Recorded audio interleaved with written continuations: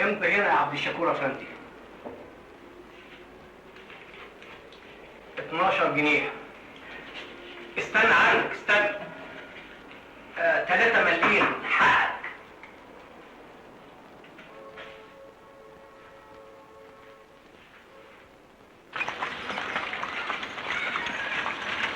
نزل الحاجات دي ودخلها جوه. حاضر يا بيه.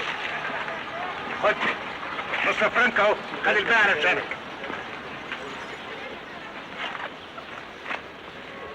5 جنيه اهم. 3 جنيه مصروف الشهر اكل وشرب، و2 جنيه اصرفي اتمتعي. احنا هنعيش غير مره واحده. انا بقى هدفع حق الزبده. هي ام شلبيه جابت قد ايه؟ انطار. خليها كمان تجيب لنا قد 200 300 بيضه. حاضر. كامل ابننا رجع من الجامعه؟ لسه راح يشوف النتيجه بتاعته يا حبه عيني من النجمه. ما تخافيش يا تفيده، ابننا ناصح ونبيل، وان شاء الله هيرجع منصور ومعاه الشهاده. يا رب. اقوم احضر لك الغدا يا عبد الشكور افندي. اتفضل يا هانم.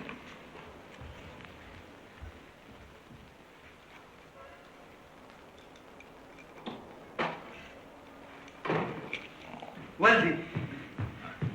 اهلا يا كامل، ايه الاخبار؟ انا نجحت يا والدي. الف مبروك يا ابني. الفضل دعوات حضرتك ليا يا والدي. بفضل الله ولاجتهادك انت شخصيا. انت طول عمرك راجل عند حسن ظني بيك. ان شاء الله هفضل على طول ابنك اللي تفتخر بيه. ها، وناوي تعمل ايه بقى؟ بعد اذن حضرتك انا اتفقت مع كام واحد من زمايلي هنفتح مكتب. اعمال حرة يعني؟ لها مستقبل. بلاش كلام فارغ. المستقبل في الحكومة، في الميل، عشان تبقى راجل محترم ولك كيان في السلك الوظيفي. لكن يا والدي ما فيش لكن. كنت فاكر انك اعلى من كده. مش عاوزك تمشي ورا الابلسه دول اللي هيعملوا منك انسان هزء. الوظيفه الحكوميه يا ابني هي لكل انسان عاوز يستقر ويضمن مستقبله ويتحمل المسؤوليه. على العموم انا كلمت لك البيك وكيل الوزاره، ووعدني انك اول ما تتخرج هيعينك في وظيفه حكوميه على درجه. مكتب طويل عريض، ساعي واقف على الباب، والمرتب 7 جنيه في الشهر. 7 جنيه في الشهر؟ مش بعيد يا ابني ان مرتبك يوصل 40 جنيه في الشهر. الناس تقول لك يا كامل بيك، والمثل بيقول ان فاتك الميري اتمرغ في ترابه.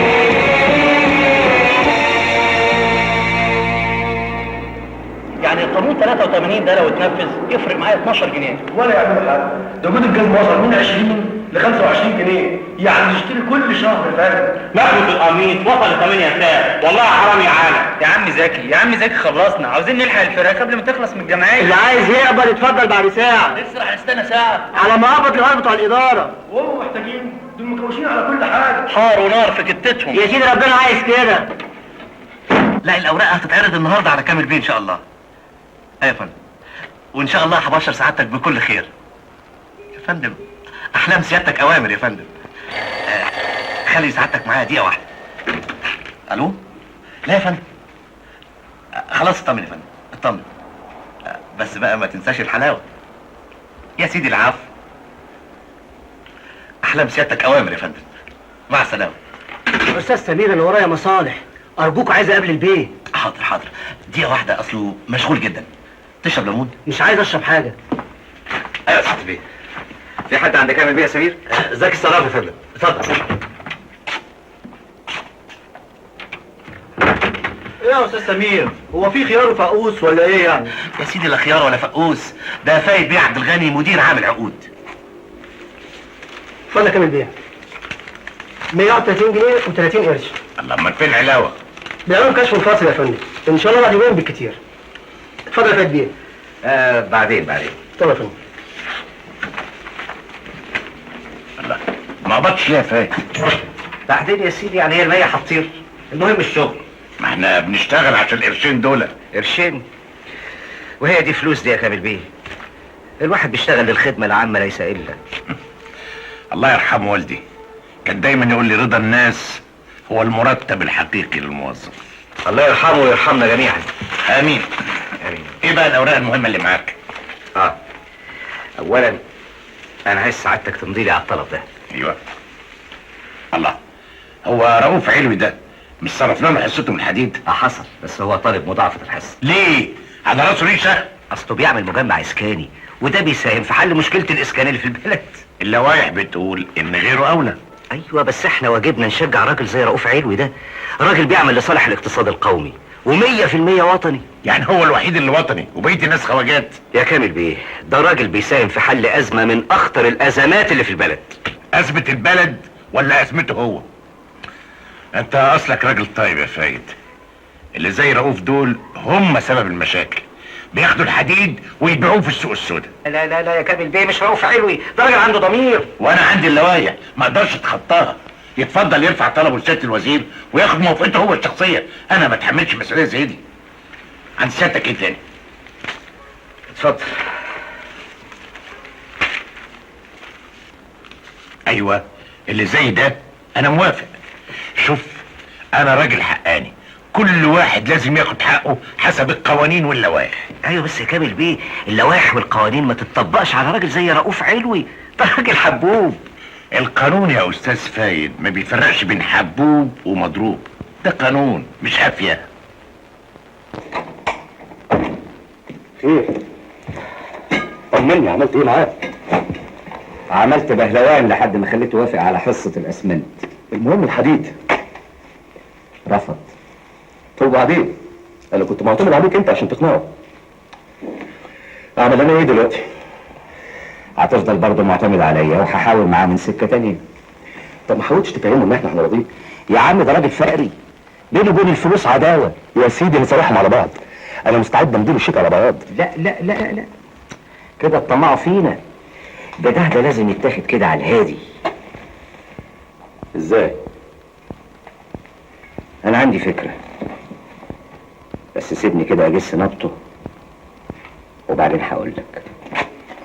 السلام عليكم. السلام ورحمة الله. الاسانسير يا عم احمد. حاضر يا فندم. عاوزك تتصل باعضاء لجنه المشتريات. يا فندم اوامر بعد بكره تتنفذ اول امبارح يا فندم. عاوزهم كلهم يحضروا الاجتماع. احلام سيادتك اوامر. مش عاوز حد يقول لي في شهر العسل، ساكن في بنها، مشوار بعيد. امرك يا سعاده البيه.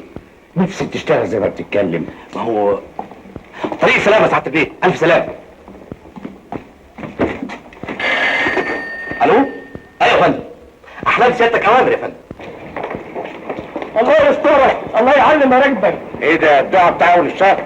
مش عرفك ان احنا قبضنا؟ الله يعبر بيت الاستاذ زكي السراب، هو اللي بيديني الاخبارات. وبتديله كام على كده؟ هو معقول يا سعاده البيه القطاع الخاص يدي القطاع العام؟ بقول لك ايه، بدل الشحاته والبهدله دي ما تيجي اشغلك ساعي في المصلحه واخليهم يدوك مرتب 30 جنيه في الشهر. واقعد على مكتب افتح الله يا بيه. معاك حق، اللي فهم. خد، الله يسترك ما تفكش المرض. الله يسامحك يا ابويا.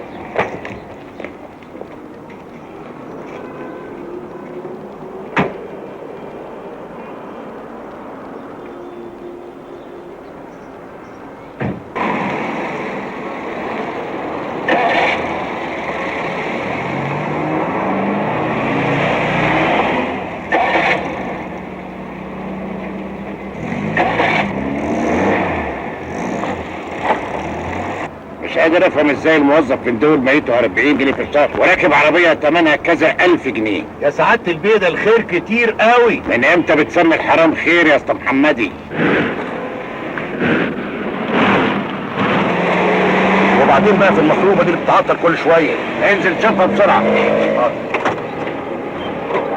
ربنا يخليك يا بيه، ربنا يحن عليك. ربنا يطول في عمرك عشان خاطر اليتيم الغلبان ده يا بيه.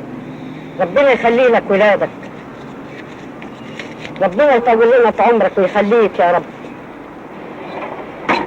اما تشوف بقى هتعمل باصلها ولا هتلسع. ايه فيها هي العربيه؟ الموتور كحكه يا سعاده البيه وعايز عمرك. لما تقدم طلب قدمت يا بيه وقالوا البند لا يسمح. حراكي بقى حراكي.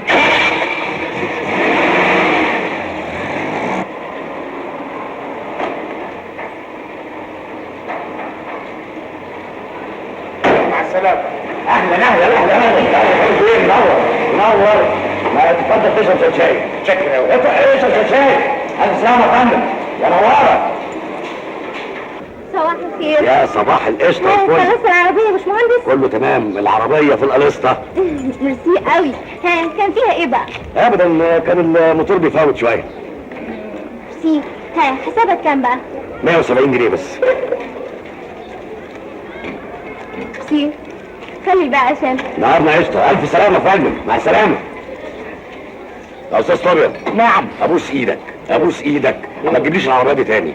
ليه بقى انا بشغلك ببلاش ولا ايه؟ يا عم طوبيا مش مساله فلوس، ده انا خرطت لك الموتور من الاول وجديد ولحمت لك عمود الكردان وزيدت البيبان ونفخت العجل، حتى الكلاكس حطيت لك واحد جديد. بص هو عايز كام يعني؟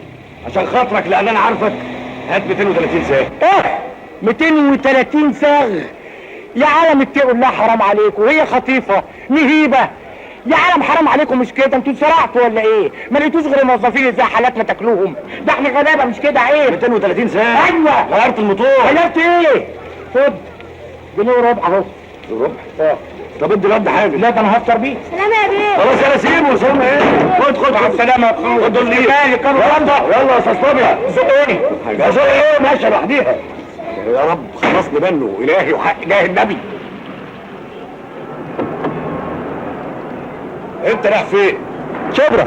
اركب. شبرا. انت شبرا اركب. وانت سيدة اركب. وانت تحرير. اركبي. وانت المعادي. اركبي. السلام عليكم ورحمة الله. السلام عليكم ورحمة الله. الله. اللهم ارحمك يا روحية واجعل مسواك الجنة. اللهم نجح أولادي. اللهم ارزقني برزقهم. اللهم وفقهم دنيا وآخرة يا رب.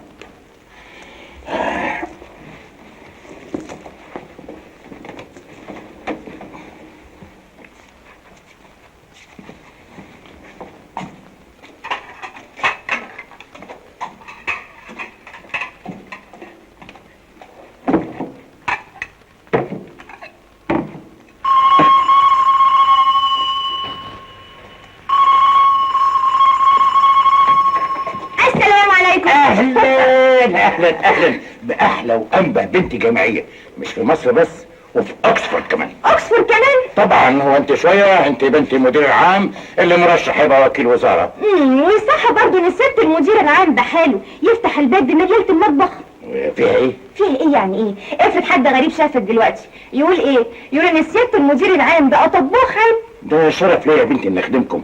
الله، وانا عندي عزم منكم في الدنيا؟ انا حتى لو بقيت وزير مستعد اطبخ وامسح واكنس، واذا لازم الامر ارضع كمان. يا حبيبي يا بابا، انت اعظم اب في الدنيا كلها. وانت اكبر اونطاجيه في الدنيا كلها. انا؟ طبعا. يلا قدامي، لازم تساعديني في الاكل. قولي بقى يا بابا، انت اتعلمت الطبيخ ده ازاي؟ اولا الطبيخ ده نفس، شخصيه. وانت احلى شخصيه. ثانيا انا ما كنتش اقدر افارق امك ثانيه واحده، كنت دايما في ديلها. امك كانت غاويه طبيخ وانا كنت غاوي امك. وطبعا من كتر وقفتك معاها في المطبخ اتعلمت الطبيخ. ده احنا ما طبخنا سوا. سلام يا بابا، انت عارف ان كلامك ده بيخليني اتاكد ان الحب بيعلم الانسان حاجات كتير. ما هو كمان يا بنتي مش اي ست تتحب. امك كانت حاجه تانية، الله يرحمها ويحسن اليها. الله، هي اختك فاطمه اتاخرت ليه؟ ده الميكانيزم بتاع مكنة النسيج ببساطة شديدة. ها فهمتي؟ طبعا فهمت.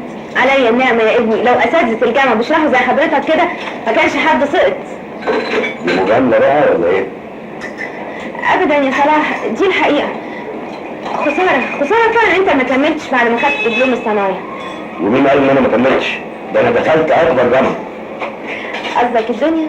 عفارم عليكي. شوف يا فاطمة، البني ادم هو اللي بيعمل قيمة لنفسه مش الشهادة. بس الناس بتقول ان شهاده الجامعه يعني وظيفه محترمه. انا اللي يهمني رايك انت. ما انت عارف. يعني موافقة؟ على طول الخط. ياما نفسي ابطل ربنا يقدرني وافتح لك مصنع نسيج على قد كده تنفذي فيه بقى كل اللي اتعلمتيه في الجامعه. بس ما افتكرش بابا يوافق. الله، وايه اللي هيخليه يرفض؟ عايزني ابقى مهندسه في الحكومه على كادر ودرجه. يا فاطمه كامل بيه راجل متنور وبيفهم. وبعدين هي الحكومه ايه والاهالي ايه؟ مش بلد واحده. والله يعني احنا ولاد عرب وهم البرانيط. اهلا يا فطنطن، ازيك يا بنت؟ اهلا يا عم، ازاي صحت حضرتك؟ طب ده ايجار البيت، الحمد لله احنا مأجرينه من زمان. وده مصروف لكم 40 جنيه عشان لحمه طول الشهر. وانا وزير الاقتصاد يقدر يحل المشكله دي. المية دي مش هتكفي 10 ايام. اقول لك يا بابا، نخفض بند المواصلات. يعني ايه؟ تروح انت واختك الجامعه ماشيين؟ رياضه بقى. ما هي الرياضه دي هتداوي بالجزم، انا عندي الركوب ارخص. خلاص بقى يا بابا، نخلي القسط محمدي يوصلنا. ايه؟ محمدي؟ بعربيه الحكومه؟ وفيها ايه؟ ما كل زمايلي ابهاتهم بيوصلوهم بعربيه الحكومه. لا يا سماح، دي مساله ضمير. ان كانوا هم بيرضوا بالقرش الحرام على عيالهم، انتوا عندي اغلى من مال الدنيا كلها. ما هو مادام بيركب الناس لحسابه يبقى احنا اولى. هو مين ده؟ القسط محمدي، انا شفته بيلقط زباين من محطه الاتوبيس. بقى كده اتاري العربيه كحكحت من بدري. طيب يا استاذ محمدي، الموريتك جرايه يا جماعه، ما حد يعمل لي كوبايه شاي كده عشان اعرف اذاكر. ما تعمل لنفسك يا اخي. الله، ما انا بذاكر وانت قاعده اهو. خلاص يا بطل، قوم اعمل لي كوبايه شاي خلصينا منه. حاضر يا بابا، علشان خاطرك بس. بابا، انا محتاج درس خصوصي في الرياضه. المشي يا ابني احسن رياضه. يا بابا انا ما بتكلمش عن الرياضه البدنيه، حضرتك فاهم وانا فاهم. لما انت فاهم وانا فاهم بتقرفني ليه؟ ما تخلي المدرس يشرح لك. يا بابا ده الفصل فيه 50 تلميذ، ولو المدرس ادى لكل تلميذ دقيقه الحصه هتخلص قبل ما يخلص كلامه معاهم. ما زمايلك بينجحوا ازاي؟ عشان بياخدوا دروس خصوصيه، واللي بيديهم مدرس الفصل، واللي ما يرضاش ياخد عنده يسقطه.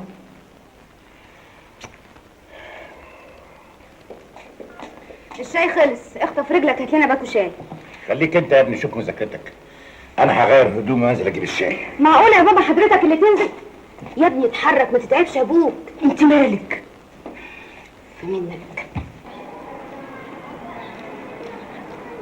هكمل بيه منور. ما تتفضل تشرب معايا شويه شاي. انا رايح اشتري الشاي. معقوله بيه ساعتك تشتري شاي وانا موجود؟ ده انا زي ابنك. استريح انت وانا اروح اشتري الشاي. انا هشتريه بنفسي. انا طب ابعت حد من الصبيانه بيه. عاوزه بالله، ده انت حبيبي. هات لي كومبايه وشويه سلطه على ما اشتري الشاي وارجع لك. حاضر يا بيه. خد يا عم السيد احمد لي دول. كام دول؟ 30 جنيه. باكو شاي يا عم السيد. اهلا كامل بيه، دقيقه واحده. بقول لك ايه يا عم السيد، هتهزع عليا؟ انت شاكك في ذمتي ولا ايه؟ قلت لك 30 جنيه. ماشي. لا يا عم السيد، غير لي دي. انت هتحوشيهم. لا هحشيهم طريق السلامة. ان شاء الله. ايه الحكايه يا عم سيد؟ مين دي؟ واحدة شحاتة. انا والفلوس دي؟ ده الإيراد. أصل بتلزمني الفكة. كل اللي بتلمه بتيجي تجمده من عندي. 30 جنيه في اليوم؟ ساعات 35، ساعات 40. يعني ايه؟ 1000 جنيه في الشهر؟ دي ماهية رئيس الحكومة. ولا بقيت رئيس حكومة أمريكا كمان. هات لك الشهر يا عم. 1000 جنيه في الشهر وسنة وجامعة والله أعمال حرة. يقول لي لا حكومة. الله يسامحك يا أبويا. اتفضل يا ريم. اكتبها على الحساب. حاضر يا ريم.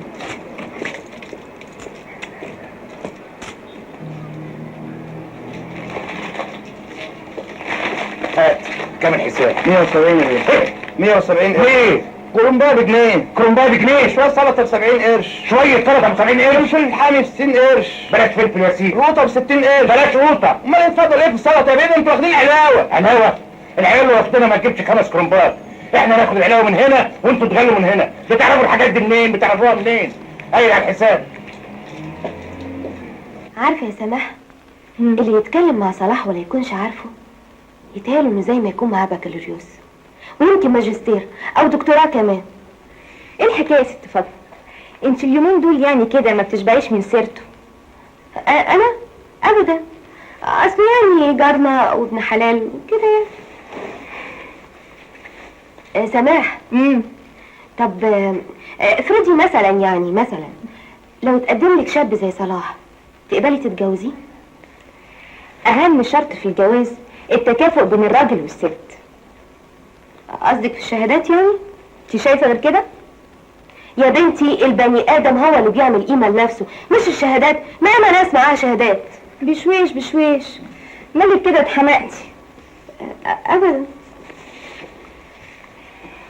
منور يا كمان بيه. منور. اهلا اهلا يا حبيبي. اتفضل اشرب الشاي. شكل دقيقة واحدة. شكل. اوعى انت اوعى. اتفضل يا بيه. يلا سوق.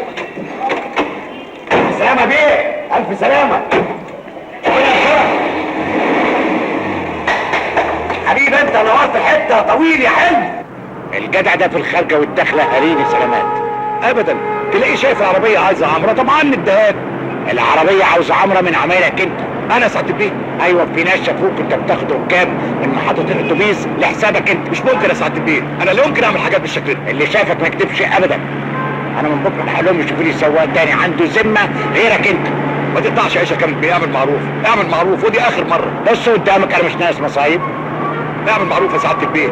اعمل معروف. انا بعمل كده غصب عني. ده انا بجري على كوب لحم. المرة دي هسامحك. المرة التانية هحولك للتحقيق. انا نفسي افهم بس انت كنت بتسوق العربيه دي ازاي؟ انا بسوق بقى 40 سنة. مش الفكره، بس ده جواها ما كانش فيه غير الكنبه الورانيه، يعني ما كانش فيه كرسي اصلا للسواق. ايه؟ دي كان فيها كرسي المطبخ. سيب كرسي المطبخ بتاعي يا حرامية يا نصابين. بلاش فضايح. حد يحط كرسي المطبخ في العربيه؟ اديني انا جبت لك كرسي قطيفه كده اهو. عايز كام؟ بقول لك ايه، مش عايزين فضايح في الحته ومش عايزين صوت عالي عشان انا عارفك وانت. ايوه. هات 120 قرش. 120 قرش يا عم طوبيا. يا ضلالية يا عم طوبيا. يا عالم يا خطافة حرام عليكم مش كده. يا عم طوبيا. خد يا اخويا جنيه اهو. انت مش عايز منك حاجه. لا خد. مش عايز وانا منك. كمان حرام عليا اظلمك. ظلمني؟ بقول لك ايه، اوعى اشوف وشك تاني. انت مش انا اللي مش عايز اشوف خلقتك. انا مش عايز اشوف خلقتك ابدا. انا هقفل الورشه وهعزل. لا يا شيخ.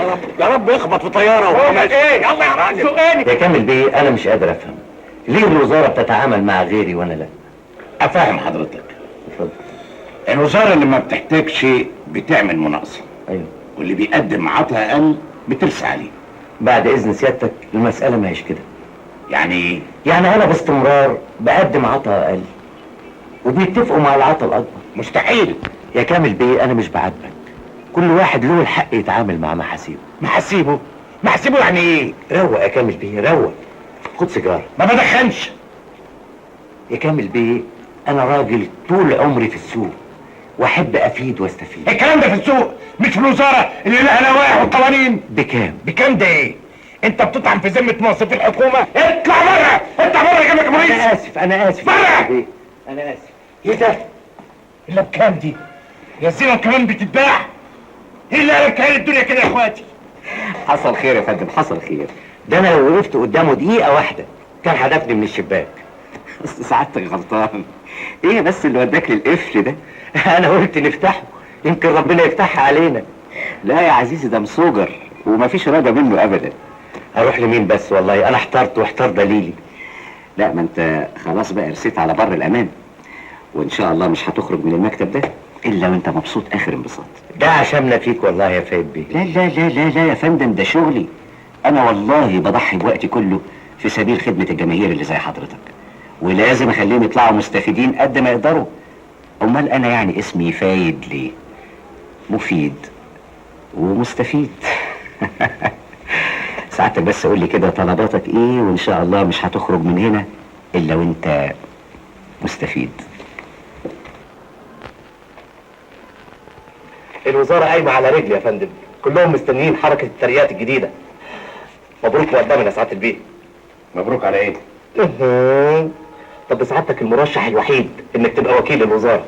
الحقيقة كان لازم اكون وكيل وزارة من 3 سنين، لكن في ناس سبقونا. معلش لسه ما عادش الاوان. قال الاوان يا كامل بيه. ثم هم هيلاقوا زي سعادتك فين؟ موظف كفر نشيط صاحب ضمير حي، وفوق كل ده بتاع ربنا يا فندم.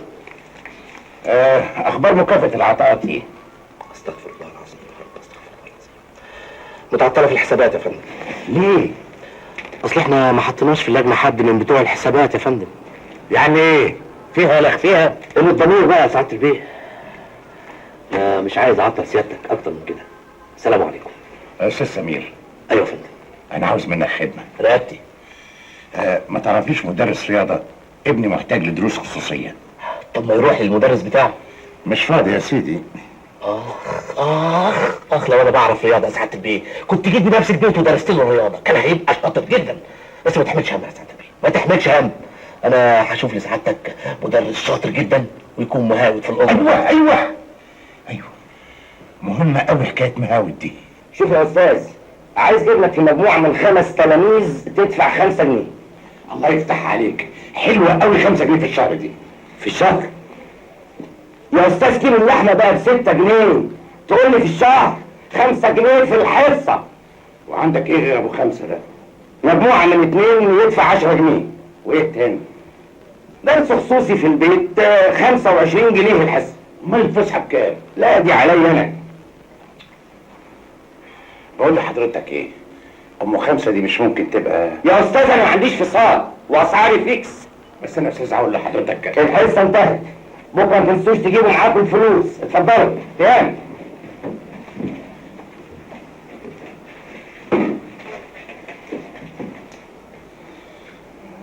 شوف يا استاذ، انت ما تضيعش وقتي ووقتك.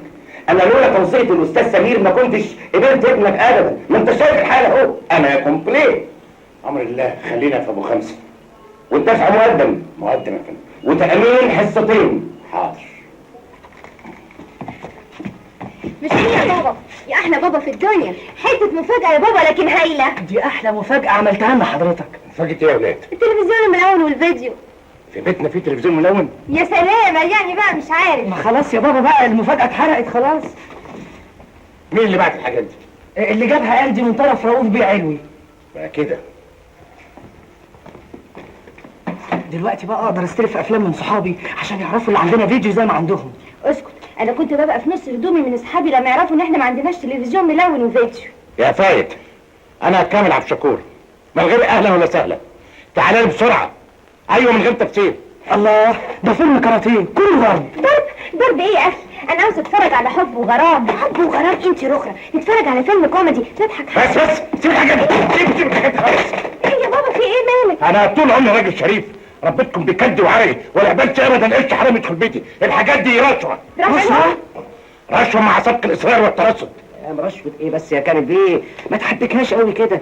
ما اسمهاش رشوه، اسمها هديه، كادو. ورؤوف علوي يهدي لي بمناسبه ايه؟ صاحبي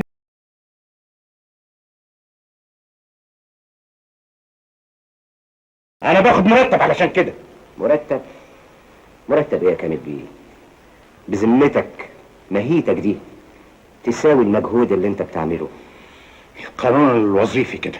والقانون الوظيفي بيكفي مصاريف عيالك يا كامل بيه.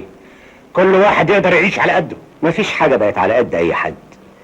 الحكومة بترفع ماهيتنا جنيه والأسعار بترتفع 5 جنيه، والمسؤولين عارفين إن احنا هنعرف نتصرف. نتصرف؟ يعني المسؤولين بيقولوا لنا ارتشوا؟ مش لازم يقولوا لنا ارتشوا، إنما الحادق يفهم، وهم بقى فاهمين. لو كانوا فاهمين ده ما كانوش عملوا قانون يمنع الرشوة. يا سيدي ما البلد مليانة قوانين. عندك قانون المرور وقانون الإسكان وقانون التموين، مليون قانون وقانون. والشاطر اللي يعرف يدندن على القانون. لا يا حبيبي، انا لا حدق ولا شاطر، انا اتولدت شريف وعشت شريف، وهفضل كده على طول حتى لو اضطريت اشحت علشان اربي ولادي. يا كامل بيه انا خايف عليك، صدقني لو استمريت على كده مش بعيد يجي اليوم اللي تمد فيه ايدك وتقول لله يا محسنين. صباح الخير يا سماح. صباح الخير يا استاذ. اسمحي لي اقعد معاكي؟ طبعا اتفضل.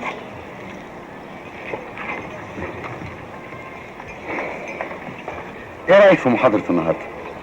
ممتازة زي العادة. طب ليه ما سألتيش زي العادة؟ اصلي مقتنعة بكل اللي حضرتك بتقوله. مجاملة بقى. لا العلم ما فيهوش مجاملة، بس انا كنت عاوزة استفهم عن حاجة اتقالت النهاردة في المحاضرة. اهو كده. ها، عايزة اسألي عن ايه؟ حضرتك اتكلمت عن ضرورة التوائم مع المفاهيم الجديدة للمجتمع. ده ضرورة. واي مجتمع بتحكمه ضرورات اقتصادية. طبعا. يعني الوضع المادي اهم من الوضع الاجتماعي. اديني مثل. يعني مثلا لو واحد معهوش شهادة وبيكسب فلوس كتير قوي، ممكن حياته تبقى سعيدة مع واحدة متعلمة احسن منه؟ السؤال ده خاص بيكي؟ لا طبعا، هو خاص بواحدة قريبة مني ويهمني يعني اني اعرف رأيك. الشهادات والوضع الاجتماعي المتساوي عمرهم ما عملوا حياة سعيدة. المهم الاقتناع واخلاق الشخص نفسه، والا ما كناش سمعنا عن حدوتة الشاطر حسن اللي اتجوز بنت السلطان. وزي ما قلنا في المحاضرة النهاردة، على الفرد ان يتوائم مع التغيرات الجديدة في المجتمع، والا يقف منها موقف الرافض حتى لا يتعذب ويعرض نفسه للاضطرابات النفسية والسلوكية. صدقني لو قلت لحضرتك ان اعجابي بآرائك بيزيد كل يوم عن التاني. يا ترى ارائي بس هي اللي عجبتك؟ احنا اتكلمنا مع بعض كتير قوي النهارده، الطلبة هيقولوا ايه؟ باي باي دلوقتي. على فكرة قريب قوي محدش هيبقى عنده فرصة يتكلم علينا. مع السلامة.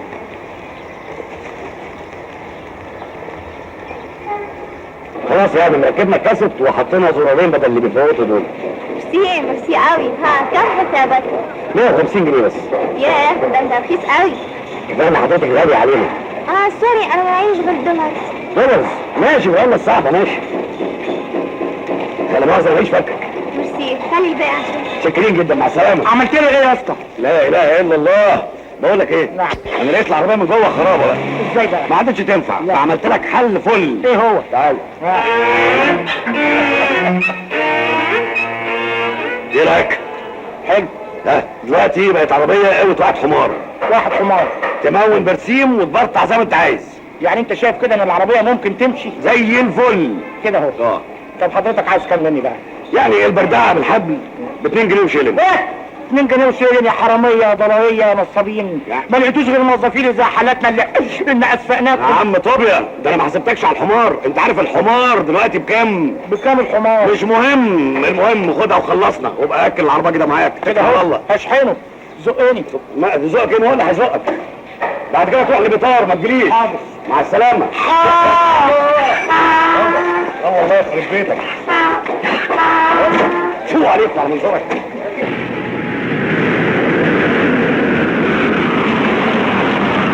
تعالي. اهلا يا سلام. اكيد انت مجنون. ليكي ما انت عارفه. طب لو بابا شافنا دلوقتي اقول له ايه؟ قولي له اخويا. بس ما كانش في داعي ان انت تسيب شغلك وتتعطل. نعم. لا اتعطل ولا سيبكيش تتبهدلي بزحمة المواصلات.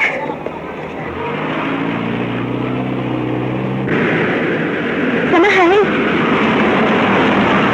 رايح فين يا مجنون احسن تشوفنا مع بعض؟ جرايه يا فاطمة، هو احنا بنسرق؟ هناخدها معانا، مش احسن ما تتزنق في الاتوبيس؟ سماح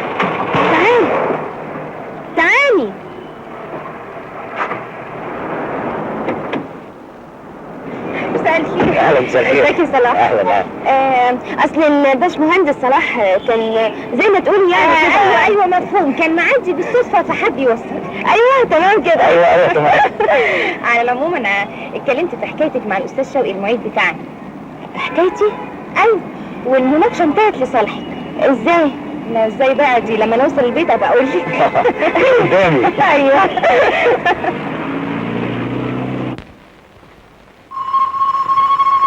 خليك انت في مذاكرتك.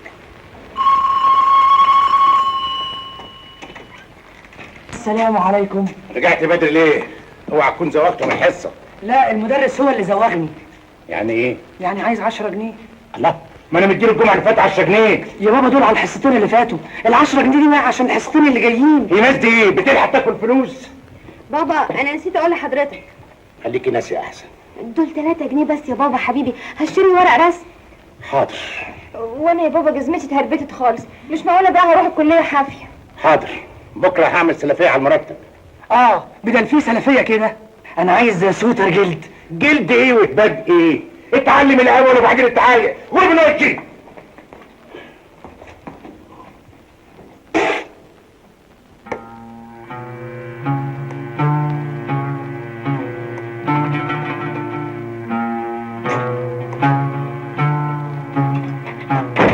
صباح الخير يا كامل بيه. صباح النور يا استاذ فايد. انا جاي اشرب فنجان القهوه المحاوج بتاع كل يوم الصبح. انا تحت امرك. ايه يا كامل بيه، في ايه مالك؟ ابدا مفيش. يا ساتر، دي التمهيده طالعه منك يا راجل تحرق بلد. كامل بيه صدقني مفيش حاجه في الدنيا دي ابدا تستاهل انك تشيل همها الا الاولاد. اصلك ما جربتش الضنا. ايه، حد منهم زعلك؟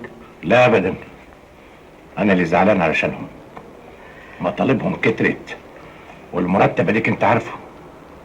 على فكره انا واخد على خاطري منك قوي يا كامل بيه. ليه؟ يصح ان انا اسمع انك مقدم طلب سلفيه من شؤون العاملين؟ محتاج له، هعمل ايه؟ سيادتك عايز سلفيه كام؟ 100 جنيه.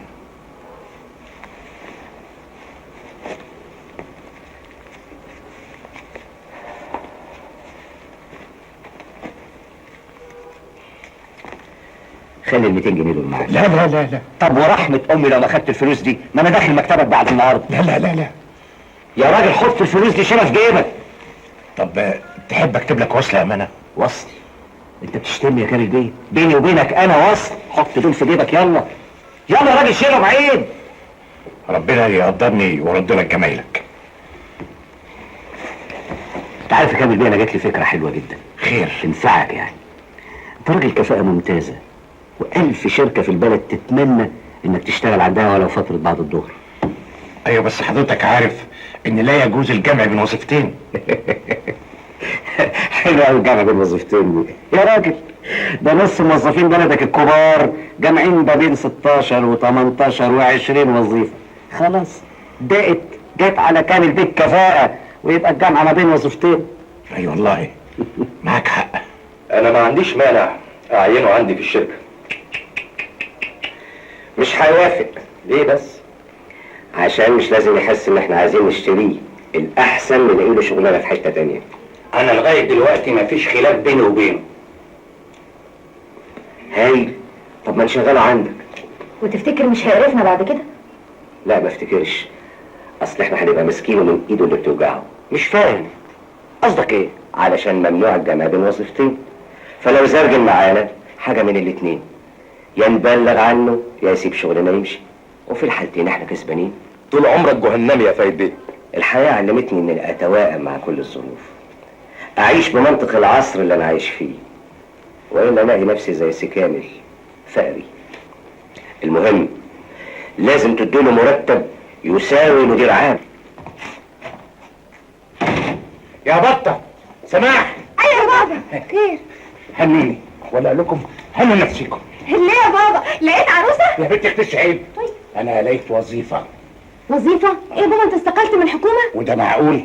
لقيت وظيفه في شركه عبد العظيم بيه السايس. فكركم المرتب كام؟ كام؟ 200 جنيه في الشهر. 200 جنيه؟ عيش عيش عيش عيش عيش. اهو ده فعلا بقى يا بابا اللي عرف يقدرك بصحيح. بس يا بابا حضرتك لو اشتغلت الصبح بعد الظهر هتتعب قوي. يا بنت انا لسه شباب، انا مستعد اموت علشانكم كمان. ربنا يخليك لينا يا بابا، يا اعظم اب. يا حبيبنا يا بابا انت يا جميل. طبعا هتشتري لنا تلفزيون ملون. طبعا طبعا طبعا. والفيديو؟ لا واحده واحده، وانا بقول لكم ايه، هم عينوني حرامي.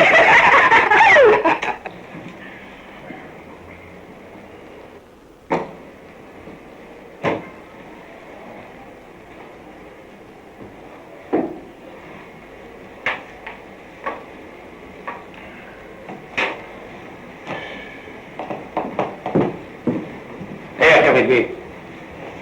مبسوط؟ الحقيقه لا، انا زهقت من يوم ما تعبت في الشركه، لا بقدم ولا باخر. ازاي تزهق وانا جايب لك في اوضتك فيديو وتلفزيون؟ انا جاي اشتغل مش جاي اتفرج على فيديو وتلفزيون. يا سيدي مش مهم الشغل، ده انت وجودك معانا في الشركه شرف كبير لينا. بس انا ليا طلب صغير عندك. خير؟ بقى يا سيدي الامر وما فيه ان الطلبات اللي جايه لنا مش هنقدر نلتزم بمواعيد تسليمها الا اذا الوزاره عندكم زودت لنا حصه الحديد اللي بناخدها. قدم سعادتك طلب ونعرضه على سياده الوزير، واذا لقينا المساله مش محتاجه سياده الوزير، انت منك تخلص لنا الحكايه. دكاكين يعني، وهتبقى خدمه للشركه اللي بتاكل منها لقمه عيش. لو رغيف عيش بحاله عبد العظيم بيه مش عاوزه. نعم، مش انا اللي تشتريني بلقمه. بس دي لقمه كبيره قوي يا كامل بيه. لو طاوله عيش بحالها برضه مش عاوزها. الظاهر حضرتك غلطت في عنوان الشخص اللي عاوز يشتغل معاك، واعتبر الكلام اللي قلته لك ده استقاله مكتوبه مني. يا كامل بيه، كامل بيه نتفاهم.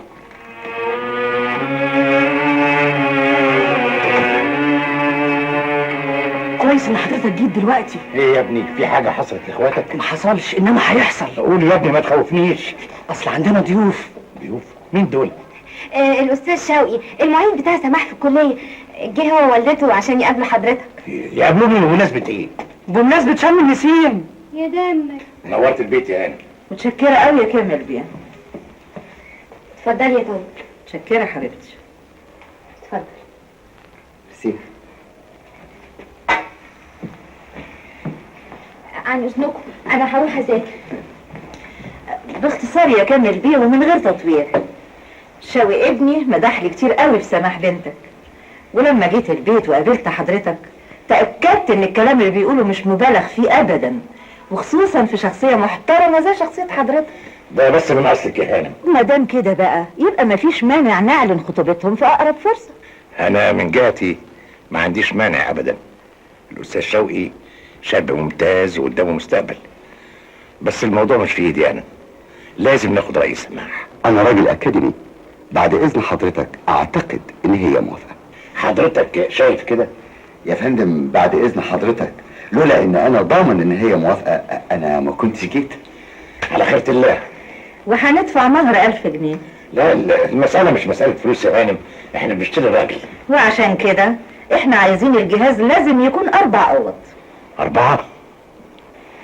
منهم اوضة مكتب. حضرتك عارف طبيعة شغل ابني، ولازم يكون له مكتب يحضر فيه دروسه ومحاضراته.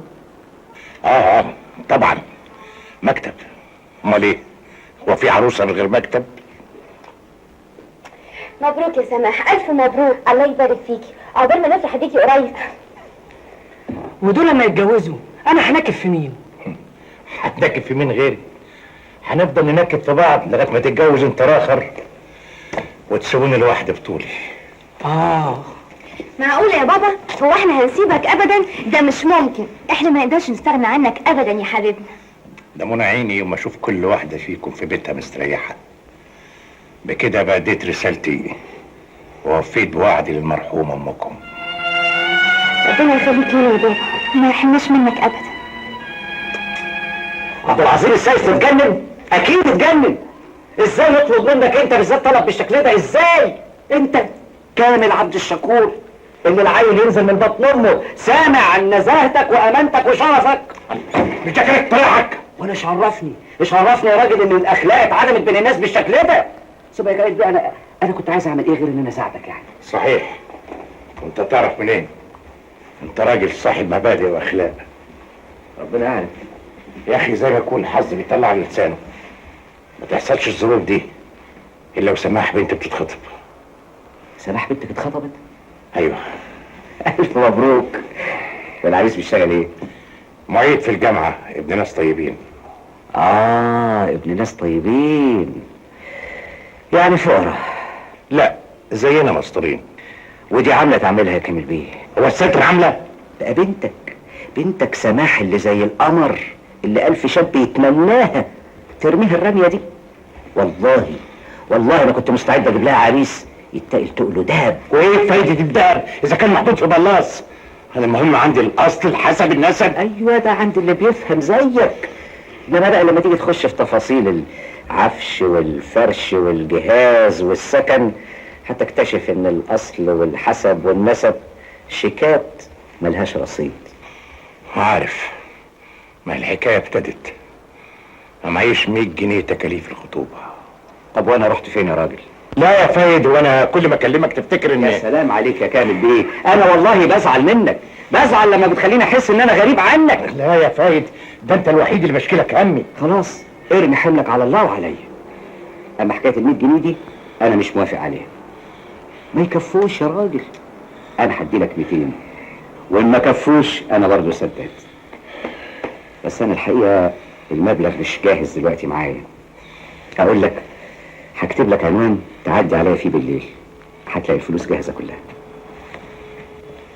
الله يرحمك يا والدي. حكومه؟ على ايامك الواحد كان يتجوز ويخلف ويدخل ولاد الجامعه ويتخرجوا ولا يخلصوش ال 200 جنيه.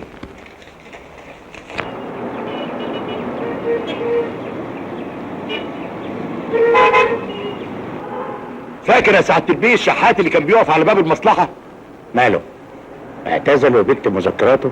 لا، مات وتاريه نايم على 50,000 جنيه. شحات عنده 50,000 جنيه ومدير عام مش لاقي 10,000 جنيه عشان يجهز بناته.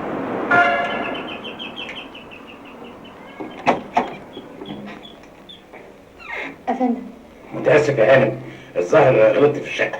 عدم المؤاخذه. حضرتك عايز مين يا فندم؟ عاوز فايد. فايد دي عبد الغني. اتفضل. هنا؟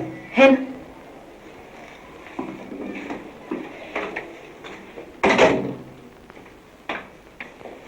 وحضرتك مين يا فندم؟ انا كامل عبد الشكور. كامل بيه؟ اهلا وسهلا. اهلا، اتفضل يا فندم، اتفضل. قد ايه فايد كلمني على حضرتك كتير، وقد ايه هو معجب باخلاق سعادتك. اتفضل يا فندم. ده بس من اصله، هو مش موجود؟ لا، لكن زمانه جاي. طب مستحسن انا على فين يا فندم؟ وحياة فايد عندك لا تقعد.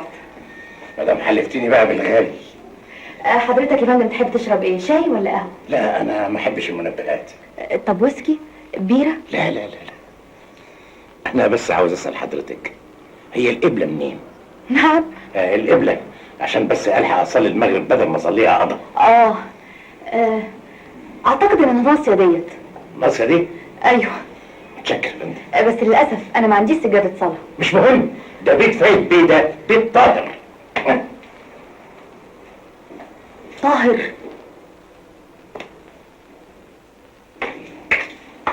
عمل ايه؟ بيصلي. بايه؟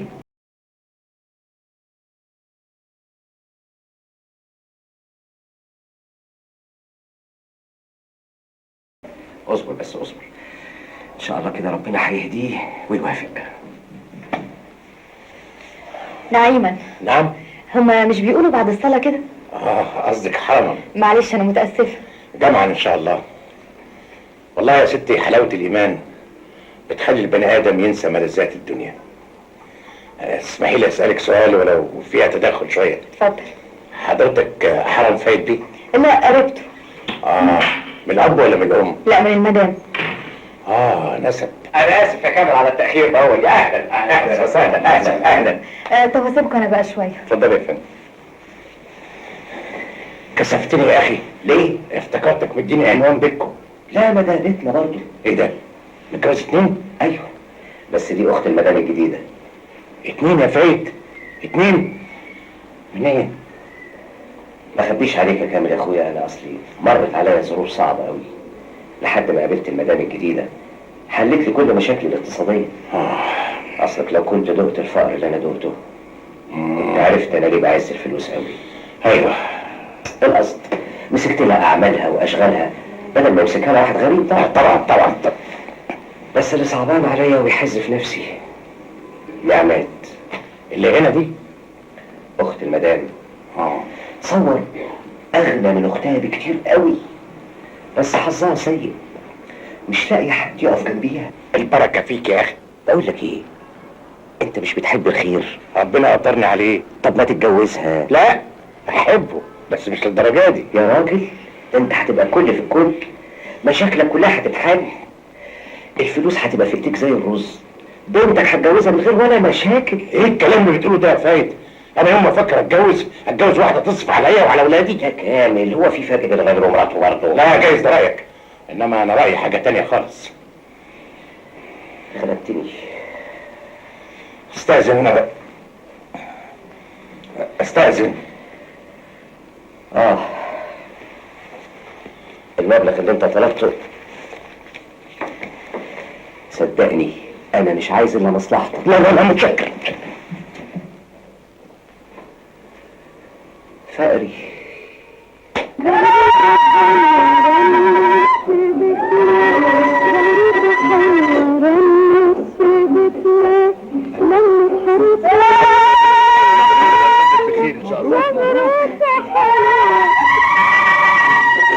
كامل بيه، اعمل حسابك على الكتاب على الصيف، يعني المفروض تكون بتجهز من دلوقتي. كله بأمر الله يا ناس كرامي، اللي يعمله ربنا فيه الخير. الف مبروك يا فايد بيه. الله يبارك فيك. مبروك يا سعاده البيه. يا سيدي شكرا. وكالة اتشرفت بسعادتك فايد بيه. الله يكرمك. بقى فايد عبد الغني بتاع اول امبارح يبقى وكيل الوزاره وسعادتك لا. دول زمايله يا سعاده البيه، لسه درجه ثالثه. طب تعرف سعاده البيه، انا وهو متعينين في يوم واحد، وشهادتي هي نفس شهادته، بس هو وصل وانا لا. ده مش تخطاني انا وبس، ده تخطى على الاقل 30 واحد احق مني. المنصب لمن استحق يا فايد بيه. شكرا. اتفضل. انا لازم اواجه الموقف ده، لازم اروح لمكتبه واقول له فايد بيه انت ما تستحقش الترقيه دي، كامل بيه هو المفروض يبقى وكيل الوزاره. لا لا لا لا لا لا، كل شيء اسمه نصيب، احنا اللي علينا نعمله بس. احلام سيادتك اوامر يا فندم. اخيرا رجع الحق لصاحبه، وسعادتك قعدت على الكرسي اللي ما كانش لاقي حد يقعد عليه، لحد سعادتك ما جيت وشرفت ومليته عن جداره. الحقيقه يا سعاده البيه انا مش جاي اهني حضرتك، انا جاي اهني نفسي، جاي اهني جميع الاخوان بالشرف العظيم اللي هنبقى فيه لما نشتغل مع سعادتك وبناء على توجيهات سعادتك. بقول لك ايه، الكلام ده انا كشفه كويس قوي، بس بيعجبني وهتوصل. احلام سيادتك اوامر يا فندم. يعني خلاص مش عايزه تنطقي؟ العربيه مالها يا استاذ محمد؟ الموتور ده عايز يترمي يا سعاده البيه. مش الموتور بس اللي عاوز يترمي، في حاجات كتير لازم تترمي معاه. لله لله لله لله يا بيه، انا غريب ومش من بلدي ومش لاقي اكل. انا مش غريب ومن البلد دي وبرضه مش لاقي اكل.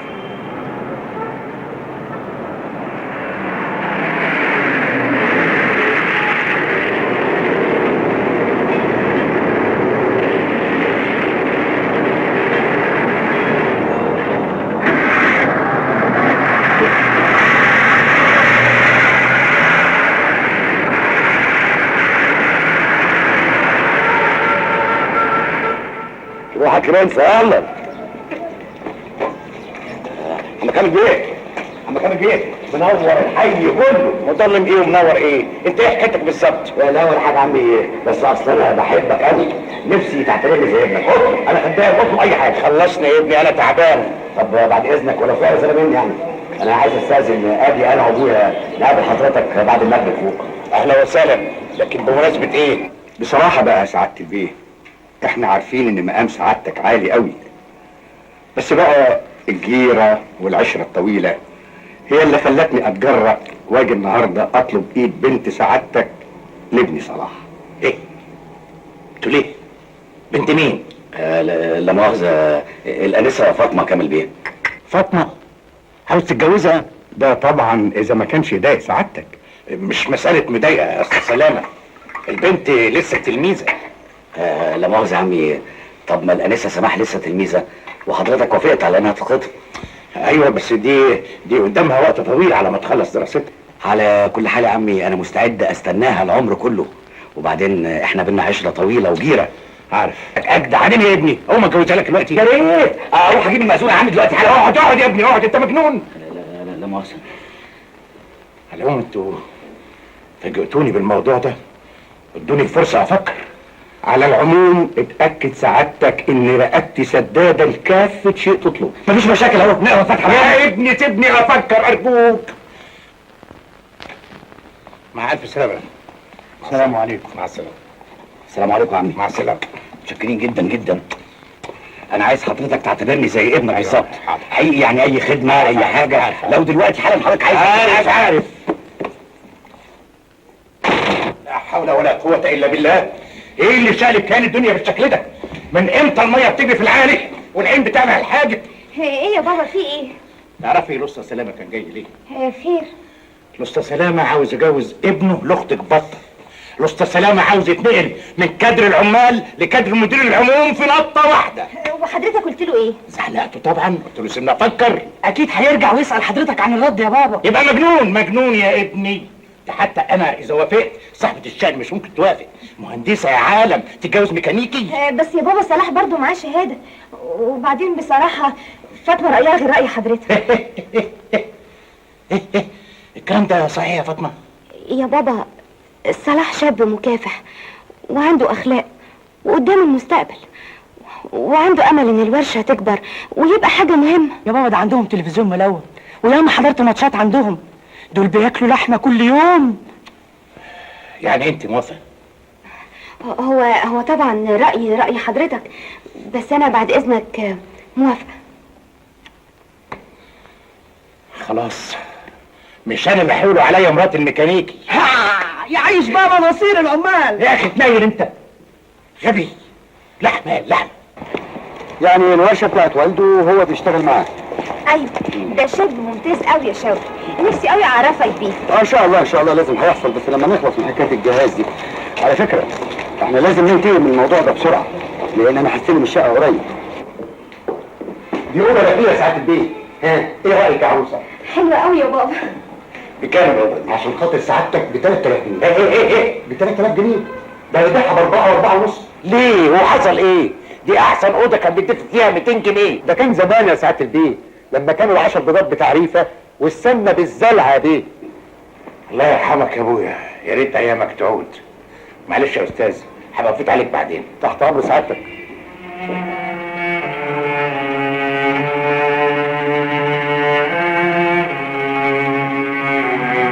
انا ليا مزاج بقى تجيب السجاجيد حته صغيره كده ونطورها بطريقه في كل حته هنا. انما بالنسبه للارضيه بتاع الشقه كلها انا هفرشها من كده. لونه ايه؟ اللون اللي انت عايزاه الكتالوج وننقي الالوان سوا. بس لازم صلاح لون القماش مع الموبيليا. ايوه خصوص الموبيليا بقى. انا نفسي نجيب حاجات خفافه كده بدل الدشم الكبيره اللي بيجيبوها دي. بس الشقه واسعه يا صلاح، لازم تتملي حاجات كتير. تتملي ايه بقى؟ وانا وانتي مش كفايه عشان اللعب؟ وبعدين ده غير الفلوس اللي حولنا بقى كل 9 اشهر ضيف، كل 9 اشهر ضيف. خلاص الله انت عايزه تقعدي عارفه مش عايزه تشتغلي ولا ايه؟ انا متهيألي كفايه 2 بس يا صلاح. لا 2 ده ايه؟ ده انا عايز ده. ليه؟ هتفرقهم على اصحابك؟ يا فطوم العزوه حلوه، وبعدين اللي رزقهم واسع. خلينا نفكر دلوقتي في رزقنا احنا. خير ربنا كتير الحمد لله. عمك الحاج سلامه اداني 15000 جنيه وقال لي يلا يا صلاح خد البنت خطيبتك اللي بتموت فيها دي وانزلوا نقوا الموبايل اللي على مزاجك. انت بتتكلم جد؟ امال ايه؟ شغال وقت ألف قدامك. بس بابا يمكن يزعل. باباك هيزعل ليه بقى؟ علشان يعني المفروض هو اللي يجهز وهو اللي المفروض مفروض ما تبقيش عبيطه. ده احنا هيبقى نسايب يعني اهل. يعني مفيش بينا فرق. ابوكي وابويا واحد وانا وانتي برضه واحد. احنا لغايه دلوقتي 2. لغايه دلوقتي انما برضه مفيش مانع. عايزنا نبقى واحد. بابا عندي اتفضل روح كلمه خليه يقدم ميعاد الجواز ده اذا كنت مستعجل.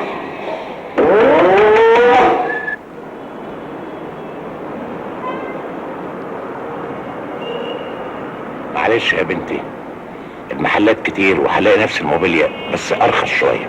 ان شاء الله يا بابا، ما تشغلش بالك انت. اهلا يا باشمهندس. اهلا على مهلك. لا لا سيدي، خد الثلاثه دول ليك. اللي فوق؟ ايوه ازقز فيهم. ايه كفايه؟ ايه ده كله؟ مساء الخير. مساء النور يا صلاح. اتفضلي حضرتك دي. ليه التعب ده كله بس؟ اهلا يا صلاح. اهلا فاطمه. اتفضلي هديه بسيطه. ايه ده كله؟ ميرسي. صلاح. ايوه عمي. عن اذنكم. ايه يا اخي اصبر بلاش فجعان. الله ايه مش خطيب اختي؟ يا اختي تبقي قولي للدكتور بتاعك يخش علينا بسندوتش فول. شايفه فاطمه اللي في الادب بتاعته وديني انا شكيت لبابا. اتفضل يا عمي. هديه بسيطه. دي صدف وفيها دهب يا ابني. النبي قبل الهديه. دي غاليه قوي. ما تغلاش عليك يا عمي، وبعدين ده كل ده من خيرك. استغفر الله.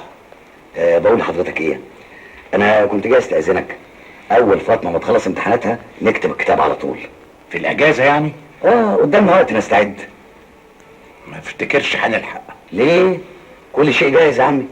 الشقه جاهزه في عماره ابويا، وكان على الجهاز انزل حضرتك انت وفاطمه نقوا اللي انتوا عايزينه وانا مستعد.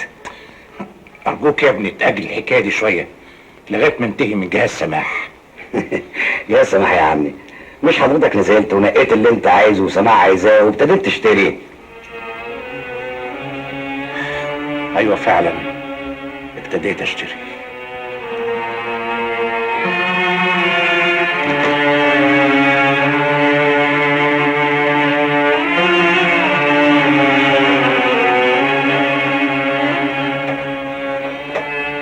مالك يا سماح؟ ابدا يا بابا ما فيش حاجه. ده انتي بنتي وانا عارفك.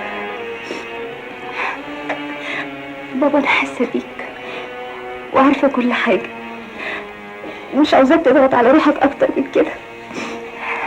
انا هرجع لشوقي شكته. انت اتجننتي يا بابا، مش احسن ما تحرق روحك؟ ما تقوليش كده يا بنتي. مفيش حاجه بتفضل على حالها، كل ما بتشتد الازمه بيقرب حلها، وانا باذن الله هحلها. اوعدك يا سماح ان هدخلك بجهاز يشرفك قدام شوقي وعيلته. يا رؤوف انا عايز حضرتك تطمن. لا لا لا لا انت تطمن، كل شيء هيمشي عادي.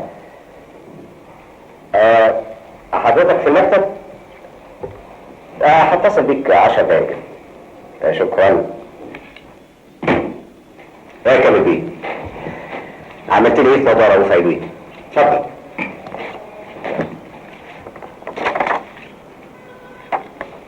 انا مش قادر افهم انت ليه مصر على رفض طلب الراجل ده. انت عارف رايي في الموضوع ده من زمان. لا دي بقى مش مسألة رأي، يعني ده اكيد في بينك وبين الراجل ده حاجة. اللي بينه وبينه اللوائح المصلحيه والقرارات الوزاريه.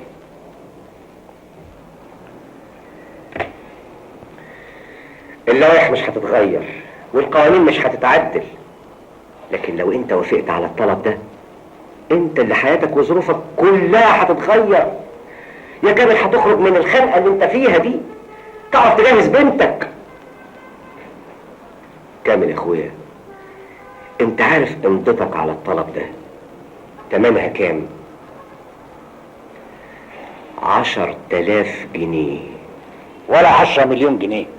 حد الله ما بيني وبين الحرام. يا كامل دي سبق وقلت لك 100 مرة دي مش رشوة. امال ايه؟ سكة؟ لا، في دنيا البيزنس شيء معترف بيه، عمولة بين 2 مستفيدين.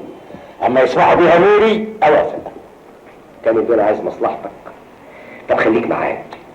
افرض ان مصلحتك الشخصية تعارضت مع مبادئ عامة، لكن طالما مفيش منها ضرر لحد ما تستفيدش انت ليه؟ انا بحترم المبادئ ايا كان الموقف. طب هتعمل ايه بقى ان شاء الله في بناتك اللي على وش جواز؟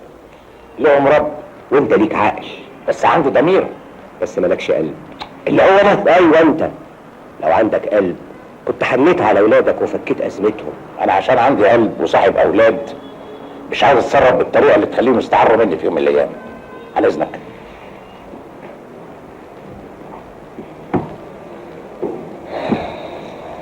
غاوي فرح.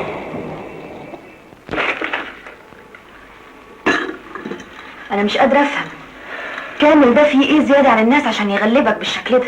يا حبيبتي كامل ده انسان فريد وفقري، ما يتوجدش منه الا مرة واحدة في كل قرن، ومن سوء حظي انا وهو عايشين في قرن واحد. الراجل ده معطل كل شغلنا في الوزاره، وما دام مش قادر عليه يبقى لازم تعمل كل جهدك انك تنقله في اي حته بعيد عننا. وحياتك حاولت. اقول لك ايه، كلمت الوزير شخصيا عشان ينقله، رفض. الراجل اصله كفاءة والشغل محتاج له. شوف يا فايد بيه، لو عرفت تزحلقه مستعد ادفع لك 50,000 جنيه. ومننا 20,000. ربنا يقدرني واعرف ازحلقه. وبعدين يا سماح، ماما ابتدت تقلق من موضوع الجهاز. ليه؟ يعني عشان بابا اتاخر. وهو بابا هيعمل ايه؟ ما هو بينزل كل يوم محلات الموبيلي، لكن لغايه دلوقتي مش لاقي الحاجه اللي تعجبه. طب ما انزل انا وانت معاه، ما احنا لازم يكون لنا راي في موضوع الموبيليات والموديلات اللي هتتحط في بيتنا. وماله؟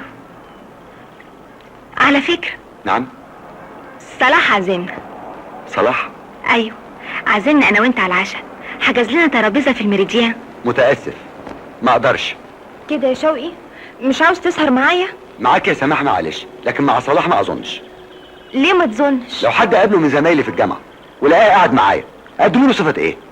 عديلك يا اخي. وصح ان عديلي يبقى بيشتغل ميكانيكي؟ وفيها ايه؟ انت ناسيه ان انا معيد وهبقى في يوم من الايام استاذ؟ غريبه، ما كنتش اعرف انك بتفكر بالطريقه دي. كلامك معايا قبل كده عكس الكلام ده بالمره. ارجوك يا سماح ما تفهمينيش غلط، انا مش مستعر من صلاح ولا حاجه، كل ما في الامر ان مفيش اي خلفيه ثقافيه بينا وبين بعض نتكلم فيها، لا انا بفهم في الميكانيكا ولا هو بيفهم في الفلسفه. فعلا معاك حق. قولي لي هننزل امتى مع بابا نتفرج على الجهاز؟ ايوه فعلا السعر مناسب، انما بقى بالنسبه للقسط. اسف يا فندم، انا ما بتعاملش بالقسط، الدفع عندي هنا فوري، عشان انا ببيع ارخص من السوق كله. وانت عارف حضرتك النهارده متر الخشب بكام؟ ايوه عارف طبعا عارف، ما انا بشتغل في وزاره الصناعه وعارف يعني. حلو قوي، يبقى حضرتك تفوت لنا اذن خشب واحنا نتفاهم. الا في شغلي انا اشوف واحد يقسط لي ولا فوتش. ممكن اقسط المبلغ على 4 شهور. مش ممكن على سنه. سنه؟ متاسف ما اقدرش.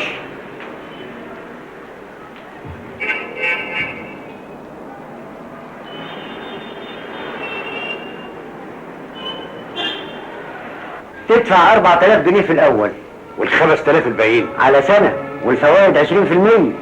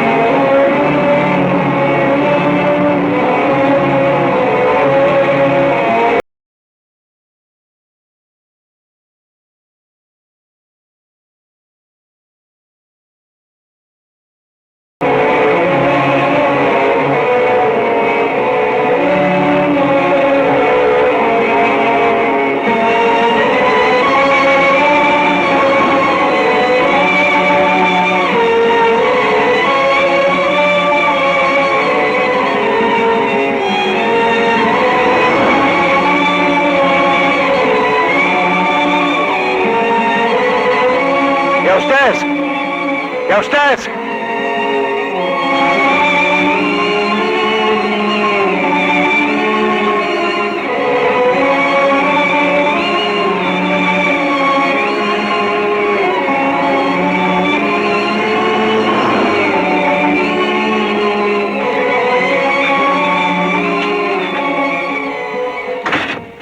مساء الخير يا بابا.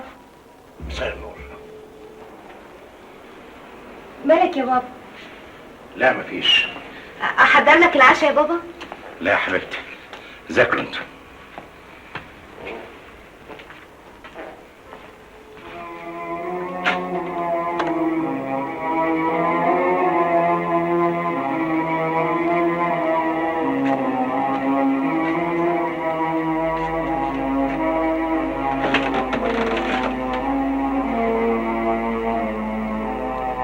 $30 دول إيرادها، معانا بتلزمني الفاكهة، كل يوم بتيجي تجمد من عندي اللي بتلمه.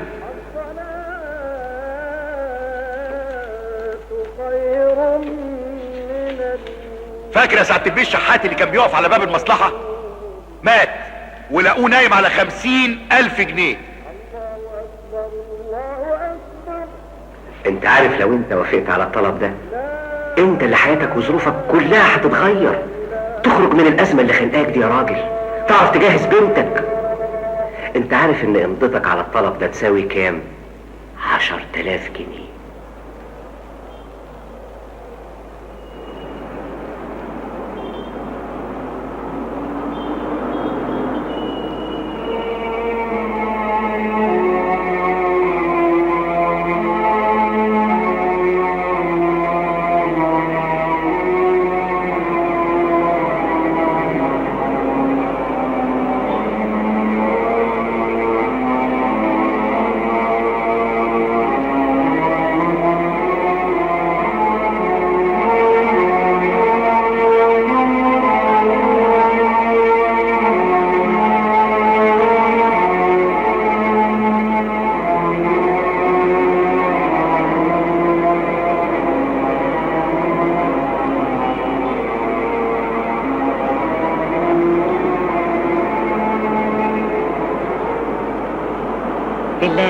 لله يا سعادة البيه، لله يا ست. لله يا محسنين، لله. حسنة قالية يا سعادة البيه تمنع بلاوي كتير. لله. متشكر. يا نصيبتي. لا. انت ايه؟ عاجز نظر يا سيادي. حياة امك. ايه؟ انت ايه اللي نزلك المنطقة دي؟ دي حتتي. انت اتكلم، مين اللي عزلك تقف لي زي العمل الراضي؟ ما تقول لخز على بعينيك وعجزك عن حقك. وطي صوتك، اعمل ايه معروف؟ ما انتش عارف ان ممنوع تركب منطقة غيرك؟ منطقة ايه اللي اركبها؟ الا ده انت خشن بقى. خشن؟ يعني مستجد يعني؟ اول مرة والله. يعني بتشتغل تفليتة؟ مش فاهم. يعني من غير تصريح؟ تعالى معايا. لا يا ست، انا عاوز اروح ولا عاوز اجي، انا عاوز استرزق وخلاص. ايه؟ انت فاكرها هوجة؟ بعدين بقى في ليلة مش فايت على خير دي يا ست، اعملي معروف بلاش فضايح. انت هتمشي قدامي احسن الم عليك ام لا اله الا الله واقول انك بتعجزني. لا انا جاي معاك. حاضر. يلا.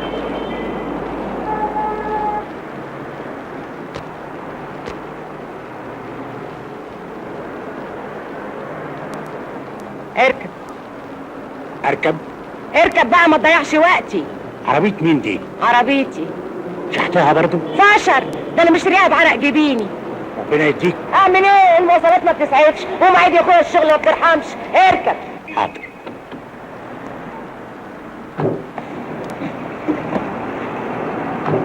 هي الشغلانة دي لها مواعيد؟ مش بقول لك خش؟ طبعا لها مواعيد. خروج السينمات، خروج المسارح، خروج الموظفين اول الشهر، لازم الواحد يجري على رزقه قبل ما حد يسبقه. صح، هو كده تمام. بالله ربنا يخليني في البيت. مصلحة يا روح امك.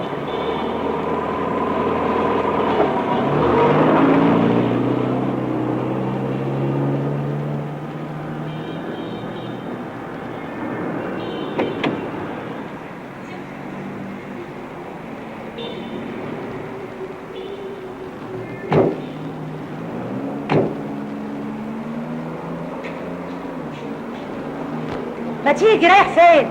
تعال.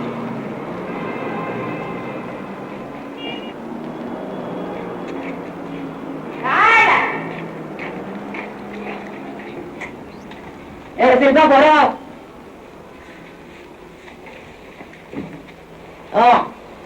الله، ما تقعد يا اخ. قول لي ايه حكايتك بالظبط؟ انا راجل غلبان وقلت القط رزقي. طب مش تستأذن الاول؟ مستجد في الكار ومعرفش الاصول. طب وايه بقى اللي رماك على كار الشحاته؟ ما لقيتش قدامي باب مفتوح غير ده. ماهيتي مش مكفيه، عندي بنتين على وش جواز، اعمل ايه؟ اسرق؟ انت صعبت عليا. انا هديك خرطه تسترزق منها، بس لازم تقوم بالواجب. اللي تأمري بيه. تدفع لي 50 جنيه. 50 جنيه حته واحده؟ الله، مش ههيئك ووضبك. ايوه بس انا موظف مش شحات. موظف؟ خلاص انا هقسطهم لك يا سيدي. ربنا يخليكي، ربنا يسعدك، ربنا يخلي لك ما يخلي عليك. بس انت فاكرني زبونه؟ ما تستنى على رزقك، استنى لما اوضبك وهندمك كده ونبتدي الشغل. بس بسرعه هات ابوكي، اصل الحكايه ناشفه قوي. خلاص هروح اغير هدومي وانت خد راحتك، اعتبر ان البيت بيتك. ها؟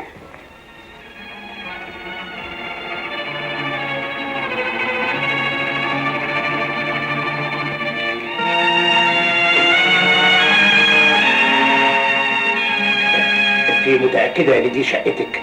ايه كتير عليا؟ لا ما يكترش عليكي حتى كرسي السلطان. انا متعوده اخد كاس كونياك بعد الشغل. تحب حضرتك تاخد كاس معايا؟ لا ما بشربش. يبقى عصير. مقبول يا فندم، مقبول. اتفضل. بس نفسي اسالك سؤال. نعم. لما انت معتدره كده ليه بتمد ايدك؟ مش احسن نمد شرفي؟ وايه اللي يجبرك على كده؟ كنت لازم اربي اخواتي وطبعا قدرتي وتخرجوا من الجامعه. المفروض يريحوكي. اتبروا مني. مش معقول. ما هو مش معقول يبقوا اساتذه واختهم شحات. طب ما تبطلي.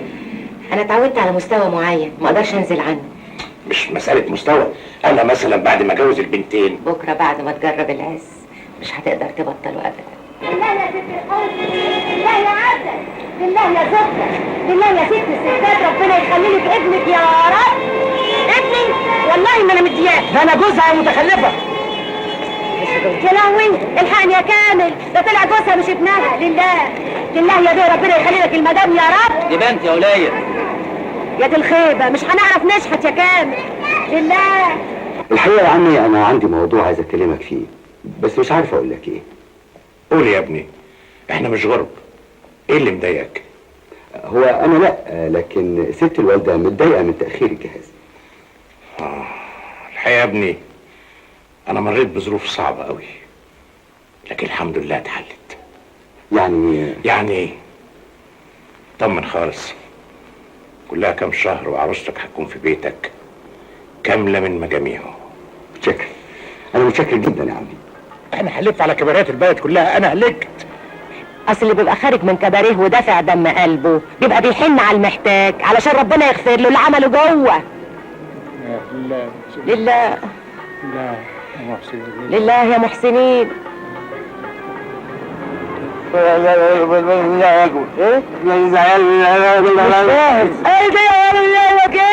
يعني عنده 9 عيال ومش لاقي يوكله.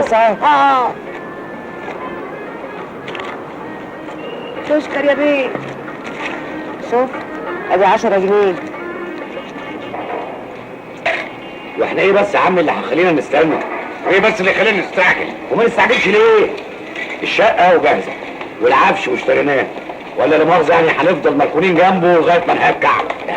انت بتهزر معاه؟ لا العفو يا عمي، انما هي كلمه واحده، جوازكم لا يمكن يتم قبل سماح وشوقي. واحنا ذنبنا ايه بقى؟ اذا كانت ظروفهم غير ظروفنا. المهم ظروف انا، ثم انا ما عنديش استعداد الناس تاكل وشي ويقولوا جوز الصغيره قبل الكبيره، مستحيل. يا عمي سلام عليكم. السلام ورحمه الله. ها الشاي مظبوط؟ شايك مظبوط واكلك مظبوط، تسلم ايديك. بألف هنا وشفا. عملت ايه مع بتاع الموبيليا عشان عفش البنت؟ اتفقت معاه هياخد مني 500 جنيه في الشهر. على العموم انا تحت امرك، مستعديه اسلفك اللي انت عايزه. كتر خيرك، مستوره والحمد لله. اصلك مصاريفك كتيره وبتشتغل نص يوم. ايوه ما عشان الوظيفه الصبح. طب ايه رايك تاخد اجازه؟ اجازه؟ اجازه، اليومين دول مواسم والشغل فيه ياما. اجازه؟ ايه ده؟ سنة بدون مرتب؟ انت هتسافر ولا ايه؟ لا لقيت شغلانه فيها مكسب اكتر. يا كامل يا اخويا، قلت لك لو على فلوس على ظهر غير على فلوسك. انا دلوقتي بكسب من باب حلال. طب يا سيدي ربنا يجعلنا من بركاتك. ربنا يقدرني واجيبك معايا. امين يا رب. شوف يا كامل اخويا، ما دام فيها مكسب موافق. احسن يا محسن لله، لله احسن يا محسن لله. الحسنة ب10 يا مؤمن، قصرك في الجنة مضمون. لله يا محسنين لله، لله يا محسنين لله، لله يا محسنين لله، لله يا محسنين لله. حسنة قليلة تمنع بلاوي كتيرة. لله يا محسنين لله. الاخ منين؟ وزارة الصحة. وحضرتك؟ وزارة الصناعة. لله يا محسنين لله. احسن يا محسن، قصرك في الجنة مفتاحه في ايدك.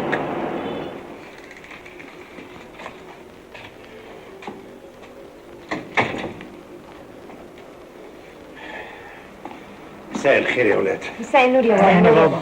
ها عاملين ايه في المذاكرة؟ لا بالنسبة للمذاكرة بقى يا بابا. طيب خد يلا 10 جنيه هم بتوع المدرس، بس على الله تنجح. ربنا يخليك. قلت يا بطة مش ناقصك حاجة؟ لا الحمد لله يا بابا، متشكرة قوي. الحقيقة صلاح قايم بالواجب وزيادة. ايوه. وانت يا سماح كلها يومين 3 وتنزلي بقى تنقي الموبيل اللي تعجبك، ما تلاقيش. الحمد لله ربنا فرجها وهيحقق لك كل طلباتك. بس مش على حساب صحتك يا بابا، انا ملاحظه انك اليومين دول بتشتغل ليل ونهار. معلش المهم عندي انكم ما تحتاجوش لحد ولا ينقصكم حاجه. ربنا يخليك لينا وما يحرمناش منك ابدا. في اوضه المكتب دي. حلو قوي المكتب ده، بس متهيألي انه غالي. مفيش حاجه تغلى عليك انت وسماح. من فضلك. سعادة البيت. احنا عاوزين اوضه المكتب دي. انا اسف لسه متبقى بالبيت. كامل بيه، ايه الفرص السعيدة دي؟ اهلا يا كامل بيه. ايه بتعمل ايه هنا؟ البيت كان عاوز المكتب. ده ايه ده؟ انا ما كنتش فاهم ان الوظيفة الجديدة بتجيب نتيجة سريعة بالشكل ده. المهنة الحرة مكسبها سريع. طب ما تقول لي بتعمل ايه؟ نعمل شركة سوا ولا حاجة؟ ما افتكرش تقدر عليها. ليه؟ خليك انت في الوزارة، دي الشغلانة عاوزة موهبة خاصة. حلو قوي الأنفي ده يا شوقي، ايه رأيك؟ رأيي الخاص انه ممتاز. لو سمحت ممكن تخلي بس الأنتريه ده يومين؟ مش ممكن يا فندم، دي اخر حته من الموديل، وما اظنش انها هتستنى كتير. لو عايزينها ممكن تحجزوها دلوقتي. خلاص بقى، يبقى لازم نروح لبابا في الوزاره دلوقتي ونقول له يجي يدفع عربون. يلا بينا. كامل بيه واخد اجازه سنه بدون مرتب يا انسه سماح. بابا في اجازه؟ ايوه ده قايم بالاجازه بقاله 4 اشهر. حضرتك ما تعرفيش ولا ايه؟ بقى والدك واخد اجازه بقاله 4 اشهر وجايباني هنا؟ من غير حب استطلاع، مين سعادته؟ خطيبي.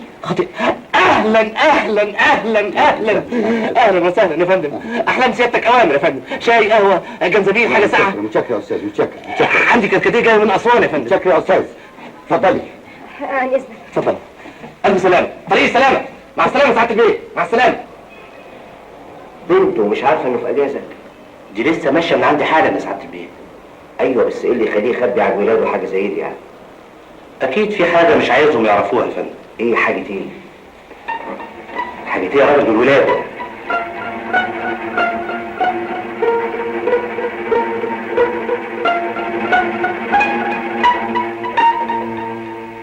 انا ما حبيتش اقول لكم ان انا خدت اجازه بدون مرتب، عشان ما فيش لزوم حد يعرف ان انا سبت الحكومه وبشتغل في الاعمال الحره.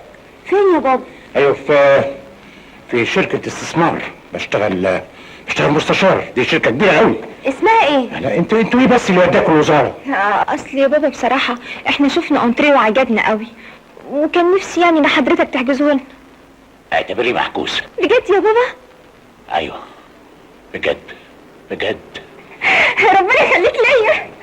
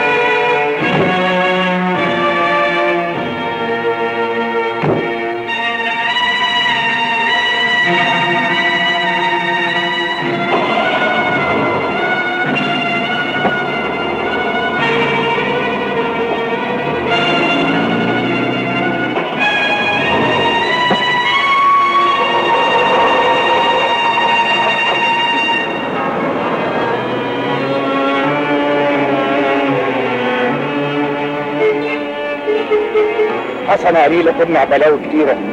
هنيالك يا فاعل الخير والثواب.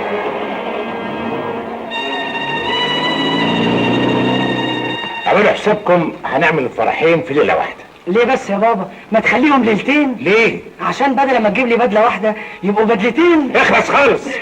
خلاص يا عمي، اللي تشوفه حضرتك احنا موافقين عليه. نعم. احنا؟ ايه احنا دي؟ لا مؤاخذه يا دكتور، انا شايف يعني ان ما فيهاش حاجه ان احنا نعمل الفرحين في ليله واحده. طب والمعازيم؟ لا انا شايف المكان ضيق ومش هيساعد. خلاص نعمل صوان عندنا فوق السطوح. عايزه تقعدي اساتذه جامعه فوق السطوح؟ يا سيدي انا قاعدهم لك في الشيراتون. ايه رايك يا فاطمه نعمل الفرح هناك؟ يا ريت، ده يبقى يجنن، ونصوره فيديو ونعرضه في السيما كمان. انا متاسف، ما اقدرش. ليه بس يا ابني؟ فيها ايه لما نعمله في اوتيل كبير؟ يا عمي انا كنت متفق ان احنا نعمله في نادي اساتذه الجامعه. عشان ايه يا دكتور؟ عشان هيكرموك في الاجره يعني؟ ولا يهمك. شوف بقى، مصاريف الفرح والبوفيه وكافه شيء في رقبتي. انت تؤمر ابو نسب. ابو نسب؟ ايه ابو نسب دي؟ انا بيني وبينك خلاف فكري جذري حاد. لا اله الا الله. بذمتك يا عمي حضرتك فاهم يعني ايه فكر جذري حاد اللي قاله ده؟ الله، الحقيقه يا ابني اهو سعادته مدير عمه مش عارف. بقول لك يا دكتور سيبولي يا عم، بس انا نفسي انك تفك. سيب نفسك انت ليا، وانا هخلصك من الفكر الجذري الحاد ده خالص، ما تشغلش بالك. طيب اتفقنا خلاص يا عم، على خيرة الله. خلاص يا ماما، كاتب الكتاب الخميس الجاي. وهيبقى على الضيق كده زي الخطوبه؟ لا ده هيبقى في الشيراتون. كده مره واحده؟ امال ايه؟ هو كامل بيه شويه حاجه تليق بمقام ومركزه.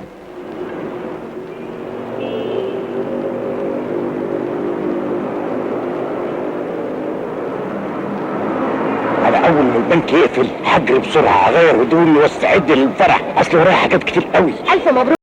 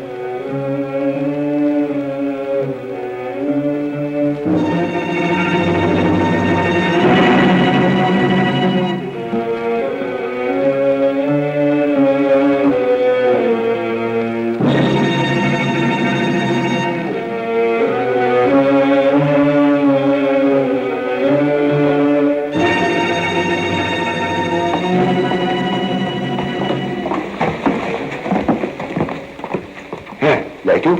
سألته عليه؟ ما خلناش حتى ما رحناش. ده زي ما تكون الارض انشقت وبلعته. عاجبك والدك وعمايله البايخه؟ ايه البايخه دي؟ ما تحسن ملافظك يا دكتور، الملاف الساعد برضه. هو معقول عمي يغيب في يوم زي ده بخاطره يعني؟ مش انت السيد عبد الحميد اللي اتمسكت تسول قبل كده؟ ما تروحوا تمسكوا اللي شغالين سرقه وتهليف في البلد وبتقولوا عليهم بهوات. ايه اللي في ايدك ده؟ حاجتي. وريني.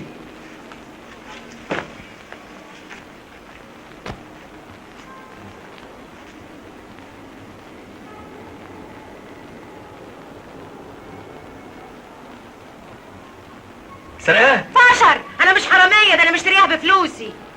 ده يسوى 100 جنيه. هو نق ولا ايه؟ احترمي نفسك. وانت اسمك ايه؟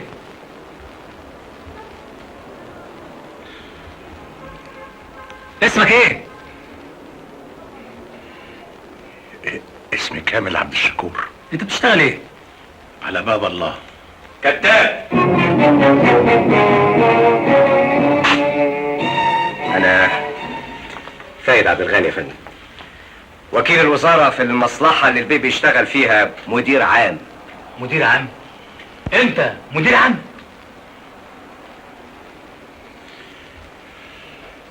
أيوه.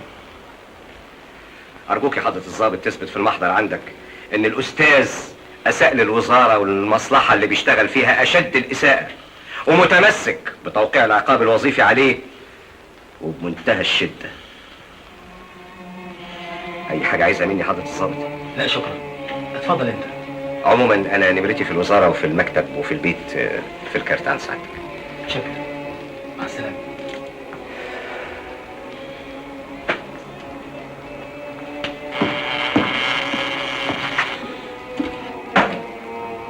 يا فندم. خدوا مع التكشيف. حاضر يا فندم. ولا يهمك، 10 جنيه ونخرج بكره من سراي النيابه. البلط تسمح لي الكلمه يا حضره الضابط؟ سيبه. حاضر يا فندم. على فكره ده ثمنه 120 جنيه مش 100. تعال اتفضل.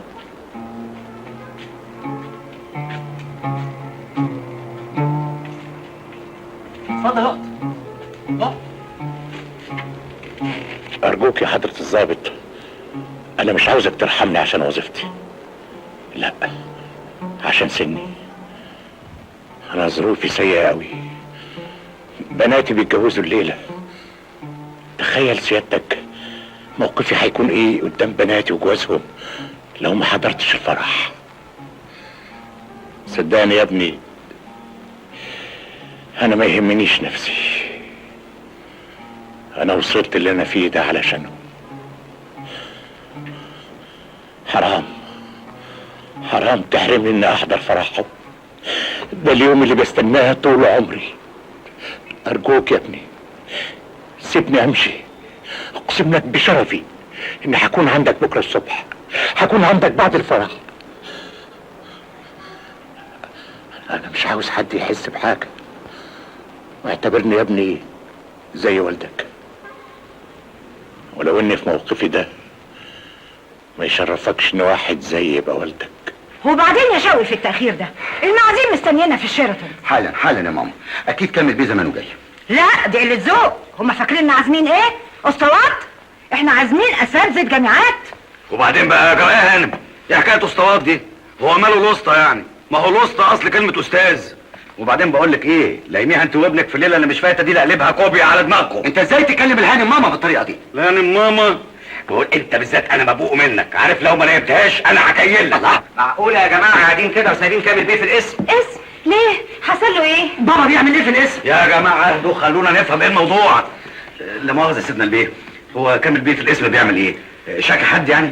للاسف مقبوض عليه. بتهمه ايه؟ الحقيقه ما اعرفش. روحوا اسم السيده وانتوا تعرفوا مقبوض عليه ليه؟ بيتهيألي بسرعه عشان تلحقوا تعملوا حاجه.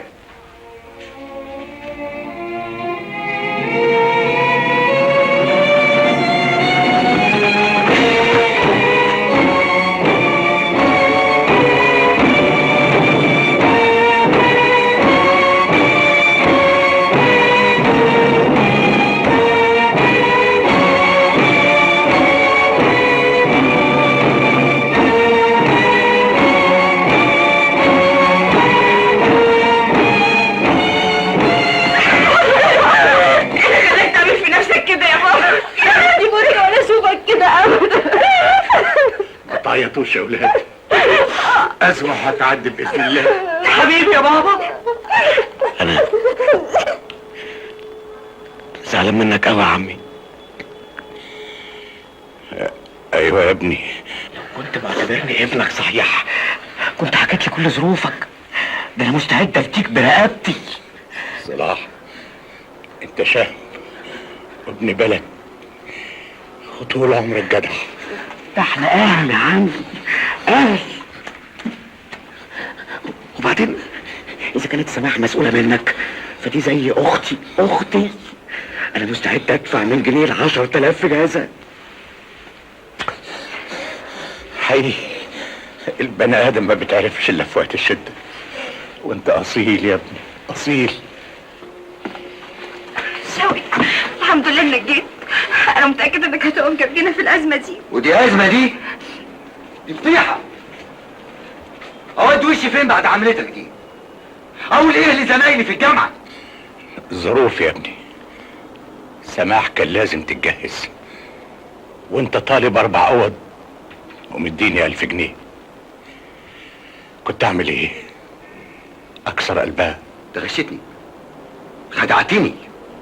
انا كنت هناسب مدير عام. من دلوقتي اعتبر خطوبة لبنتك مفسوخة، ومن فضلك ترجع لي المهر والشبكة قبل ما الجأ للوسائل القانونية. يا الوسائل القانونية. يا خساره يا شوقي، اتغشيت فيك. كنت فاكراك انسان بحق وحقيقي. انا لما يشرفنيش اتجوز واحد زيك. انت تسكتي خالص. انت اللي تسكت خالص. ما انت لازم تدافع عنهم، ما انت من طينتهم. ده يشرفنا قوي يا استاذ. وبقول لك ايه، اوعى تزودها بكلمه. ان كان على المهر والشبكه بتوعك هيوصلوك على داير مليم. اتفضل. انا اسف يا بنتي على اللي حصل بسببك. ما تقولش كده يا بابا. انا طول عمري فخوره ان بنتي كامل عبد الشكور. مهما حصل مش هتنازل عن احساسي ده ابدا. احنا لينا الشرف يا بابا ان احنا اولادك. الشرف؟ انا خلاص اتفضحت. حتى الوظيفة هتضيع. موقفي هيبقى ايه قدام المجتمع؟ ما تفكرش في حاجه دلوقتي يا عمي. شده وزول ان شاء الله.